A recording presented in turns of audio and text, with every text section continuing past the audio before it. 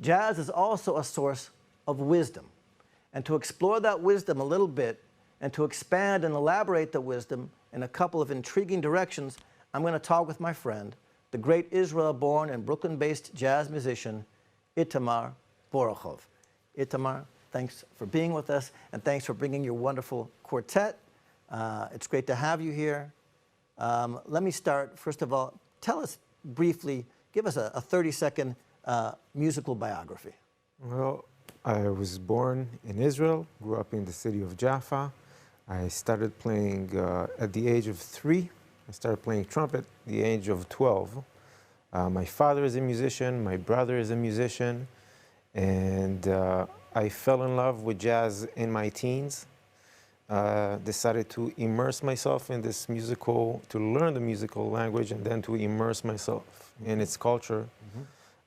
Ended up moving to New York. I went to school at New School University and have been living there for the past 14 years. Okay, now you've mentioned previously, and we mentioned this in the liner notes to Boomerang, but you had a very powerful experience when you listened to Miles Davis's Sketches of Spain. It was an experience, you experienced greatness. Can you, and you interpreted that greatness in a certain way. Could you tell us about that? Yeah, you know, I started playing trumpet, and my mother actually went out to the record store when we still had those, and said, oh, my son plays trumpet, can you give me something? And they gave her 2 Miles Davis records, Kind of Blue and Sketches of Spain. When I listened to Sketches of Spain for the first time, it was way above what I could, way above my level, but I felt it's something great. I didn't know what they were playing, but I knew it made me feel like I'm in the presence of something truly great. And I think this is what we talked about then, and something that I think about, that greatness is a force that cannot be ignored.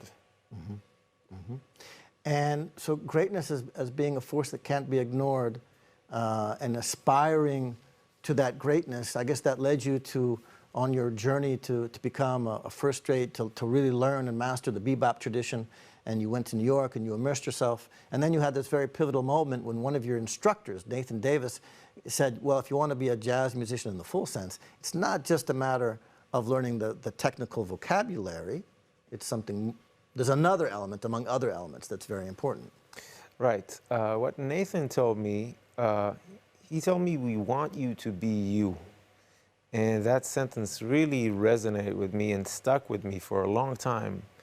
I think what he was trying to say is, okay, this goes beyond mimicking.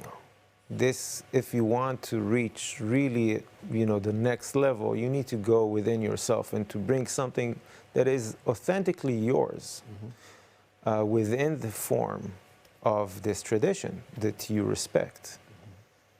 Yeah, that's very powerful, and I think you're being recognized for that when you received the Rising Stars Jazz Award. Dee Bridgewater remarked upon this distinctive voice of yours that connects Jaffa to, let's call it Manhattan and Central Asia all at one time, and it comes out as Itamar Borochov. So best of luck to you on your continued quest for greatness in your own voice, and thank you so much for being with us. Thank you.